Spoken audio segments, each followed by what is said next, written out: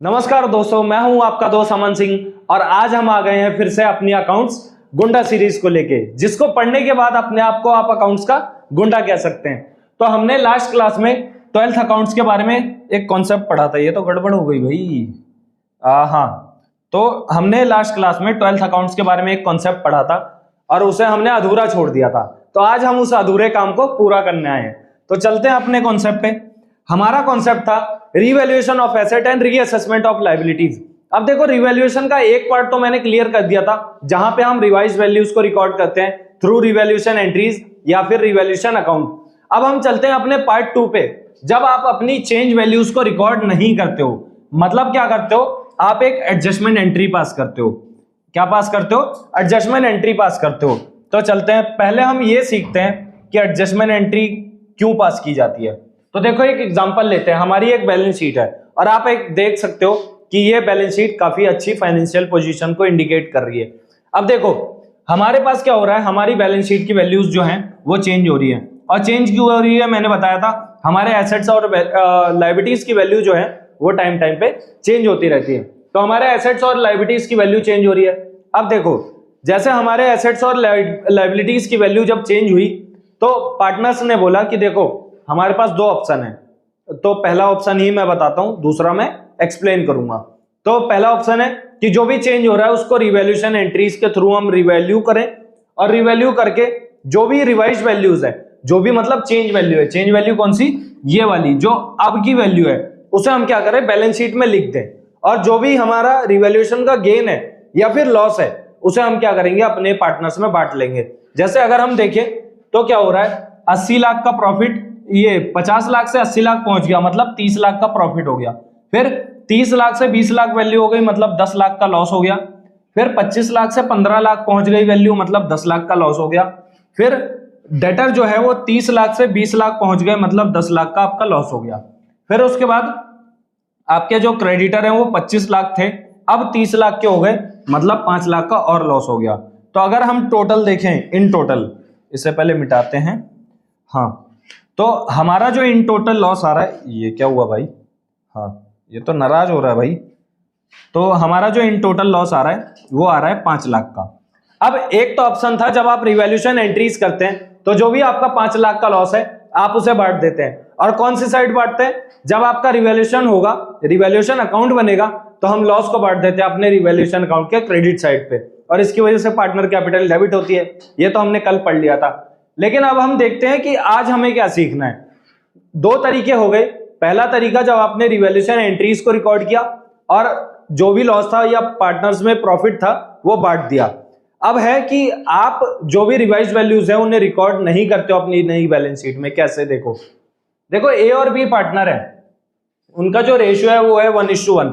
अब ए और बी ने बोला कि, मतलब डिसाइड किया आपस में कि देखो, हमारी जो बैलेंस शीट है वो बहुत अच्छी दिख रही है। बहुत अच्छी दिख रही है मतलब बहुत स्ट्रांग फाइनेंशियल पोजीशन को इंडिकेट करती है, और हम नहीं चाहते कि हम अपनी बैलेंस शीट में कोई भी छेड़छाड़ करें, कोई भी रिवाइज वैल्यू को रिकॉर्ड करें।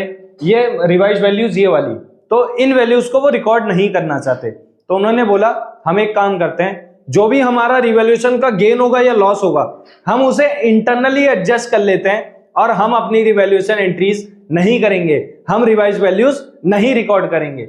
अब इंटरनली एडजस्ट कैसे करेंगे वो पहले हम समझते हैं। पहले आपको सीखना क्या है, आपको एग्जाम में क्या लिखना है, पहले वो समझते हैं, फिर इसके पीछे का लॉजिक देखेंगे। तो देखो, सबसे पहले आपको क्या करना पड़ेगा, सबसे पहले आपको नेट इफेक्ट ऑफ रिवैल्यूएशन निकालना पड़ेगा। नेट इफेक्ट कैसे निकालोगे?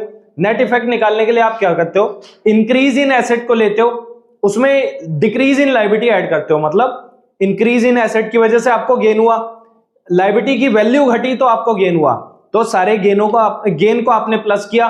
फिर उसके बाद डिक्रीज इन एसेट और इंक्रीज इन लायबिलिटी। अब देखो, अगर आपके एसेट की वैल्यू में डिक्रीज हो रहा है तो आपका लॉस होगा, अगर आपके लायबिलिटीज की वैल्यू में इंक्रीज हो रहा है तो आपका लॉस होगा। तो आप दोनों लॉसेस को क्या करते हो, माइनस कर देते हो, दोनों लॉसेस को माइनस कर देते हो। और प्रॉफिट, अगर एसेट की वैल्यू बढ़ेगी तो आपका प्रॉफिट होगा, लायबिलिटी की वैल्यू घटेगी तो आपका लॉस होगा। तो दोनों गेन को आपने क्या किया, मैंने लॉस बोल दिया, गेन होता है। तो अगर आपका इंक्रीज इन एसेट हुआ तो आपका गेन होगा, डिक्रीज इन लायबिलिटी हुआ तो भी आपका गेन होगा। तो आप उन दोनों को क्या करोगे, प्लस कर दोगे। फिर उसके बाद लायबिलिटी की वैल्यू इंक्रीज करने की वजह से लॉस होता है और एसेट की वैल्यू डिक्रीज होने की वजह से लॉस होता है।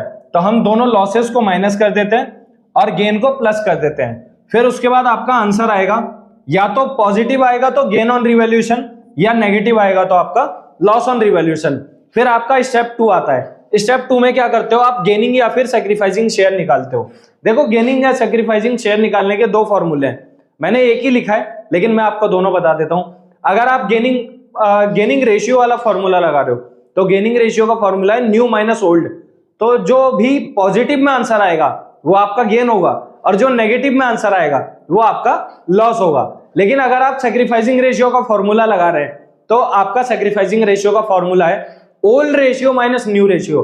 तो जो भी पॉजिटिव आंसर आएगा वो होगा आपका sacrificing ratio, sorry sacrificing share, और जो नेगेटिव आंसर आएगा वो होगा आपका गेनिंग शेयर, मतलब गेनिंग पार्टनर भी हम बोल सकते हैं। फिर उसके बाद क्या करना है, स्टेप 3 में आपको स्टेप 1 से स्टेप 2 को मल्टीप्लाई करना है। मान लो आपको 20,000 रुपए का गेन आ गया स्टेप 1 में, और स्टेप 2 में एक गेनिंग पार्टनर है जिसका शेयर है 1/4। तो आप 20,000 को 1/4 से मल्टीप्लाई कर देना और आपका स्टेप 3 का आंसर आ जाएगा। अब जैसे ये गेनिंग है तो अगर गेनिंग डेबिट है तो आप डेबिट कर देना, अगर क्रेडिट है तो आप क्रेडिट कर देना। फिर उसके बाद स्टेप 3 तक मैं समझता हूं कि आपको समझ आ गया होगा, मुझे ये उम्मीद है कि आपको जरूर समझ आया होगा। पहले आपको क्या करना है, नेट इफेक्ट निकालना है, सारे गेन को जोड़ना है, सारे लॉसेस को माइनस करना है। फिर उसके बाद गेनिंग सेक्रीफाइसिंग रेशियो निकालना है, या तो गेनिंग रेशियो का फॉर्मूला लगा दो या फिर सेक्रीफाइसिंग रेशियो का फॉर्मूला लगा दो। फिर उसके बाद क्या करना है, आपको गेन या फिर सेक्रीफाइस शेयर निकालना होगा। कैसे, स्टेप 1 को स्टेप 2 से मल्टीप्लाई करके, ऐसे। फिर उसके बाद लास्ट में हमें क्या करना है, हमें एक सिंगल एडजस्टमेंट एंट्री पास करनी है। और एडजस्टमेंट एंट्री क्या होगी, अगर आपका नेट इफेक्ट जो है वो पॉजिटिव है, मतलब नेट प्रॉफिट है, तो आपकी एंट्री आएगी gaining partner to sacrificing partner. अगर आपका नेट इफेक्ट जो है नेगेटिव है, नेट लॉस है, तो एंट्री आएगी sacrificing partner to gaining partner. तो हमारा दो तरीके हैं, अगर नेट इफेक्ट पॉजिटिव आया तो गेनिंग टू सेक्रीफाइसिंग, अगर नेट इफेक्ट नेगेटिव आया तो सेक्रीफाइसिंग टू गेनिंग। अब इसके पीछे रीजन क्या है, हम रीजन को थोड़ा सा एनालाइज करते हैं। पहले हम अपने एग्जांपल को थोड़ा सा मिटाएं क्या, चलो इसी में समझ लेते हैं। जैसे मान लो ए और बी पार्टनर है। अब ए और बी ने बोला, डिसाइड किया कि हम अपनी जो बैलेंस शीट है उसमें रिवाइज वैल्यूज को रिकॉर्ड नहीं करेंगे, और जो भी रिवैल्यूएशन का इफेक्ट आ रहा है उसे हम इंटरनली एडजस्ट कर लेंगे। अब जब एडजस्ट करने की बारी आई तो मान लो बिजनेस को 3, अरे ये तो नाराज ही हो जाता है भाई मेरे से, रुको, हाँ। तो बिजनेस को 3 लाख का प्रॉफिट हुआ। अब ए और बी ने बोला कि देखो, अगर इस 3 लाख के प्रॉफिट को अगर हम आज बांटे तो हम दोनों को 1.5 लाख रुपए मिलेंगे, इक्वली मिलेंगे, क्योंकि ओल्ड रेशियो जो है वो हमारा है इक्वली, ठीक है, और न्यू रेशियो जो है वो है 3:2। बोला अगर हम आज बांटे तो हमें 1.5 लाख रुपए आधा आधा प्रॉफिट मिलेगा। लेकिन अगर हम इन फ्यूचर बांटे, इन फ्यूचर बांटोगे आप न्यू रेशियो में, तो अगर हम न्यू रेशियो में बांटेंगे तो ए को प्रॉफिट हो रहा है 1,80,000 का और बी को प्रॉफिट होगा 1,20,000 का। तो अगर आप देखो तो न्यू पीएसआर में बांटने की वजह से ए को प्रॉफिट जो है वो एक्स्ट्रा हो गया 30,000 रुपए का, और बी को प्रॉफिट जो है वो कम हो गया 30,000 रुपए का। मतलब बी का जो है वो लॉस हो गया और ए का जो है प्रॉफिट हो गया। तो क्या आपको लगता है ऐसे केस में बी मानेगा कि हम एडजस्टमेंट एंट्री पास करते हैं? बिल्कुल नहीं मानेगा। तो ए ने बोला कि तू नाराज क्यों होता है, मेरे को 30,000 का प्रॉफिट हुआ ना इस रिवैल्यूएशन की वजह से, ठीक है मैं 30,000 रुपए तेरे को दे देता हूं अपने कैपिटल में से निकाल के, और हम कर लेते हैं ये रिवैल्यूएशन थ्रू एडजस्टमेंट एंट्री। तो बी ने क्या किया, अपनी कैपिटल में से निकाल के, थोड़ा सा ये भाग रहा है इसे यहां लाते हैं, हाँ, अपनी कैपिटल में से निकाल के बी को दे दिया ए ने। तो अब ए ने बी को दिया तो ए की कैपिटल कम हो जाएगी और बी की कैपिटल बढ़ जाएगी। अब हमें कैसे पता चलेगा कि इनमें से गेनिंग पार्टनर कौन है और सैक्रिफाइसिंग पार्टनर कौन है? तो आपको पता चलेगा थ्रू सेकंड वाला स्टेप, जब आप गेनिंग सैक्रिफाइसिंग रेशियो निकालोगे। अब हम एक रफली फिगर निकालते हैं और उससे देखते हैं कौन गेनिंग पार्टनर है और कौन सैक्रिफाइसिंग पार्टनर है। देखो ए और बी का जो पहला रेशियो था पुराना, वो था 1:1, मतलब दोनों के पास 50% पार्टनरशिप थी, प्रॉफिट शेयर था। अब क्या हुआ, उनका रेशियो 3:2 में आ गया, तो मतलब ए के पास 60% का प्रॉफिट है अब और बी के पास 40% का है। तो चेंज इन पीएसआर की वजह से ए का शेयर जो है वो बढ़ गया, तो ए जो है वो हो गया gaining partner. Change in PSR की वजह से बी का शेयर जो है वो घट गया, तो बी जो है वो है सैक्रिफाइसिंग पार्टनर। अब देखो गेनिंग पार्टनर को क्या हो रहा है, प्रॉफिट होने की वजह से गेनिंग पार्टनर का प्रॉफिट शेयर बढ़ रहा है।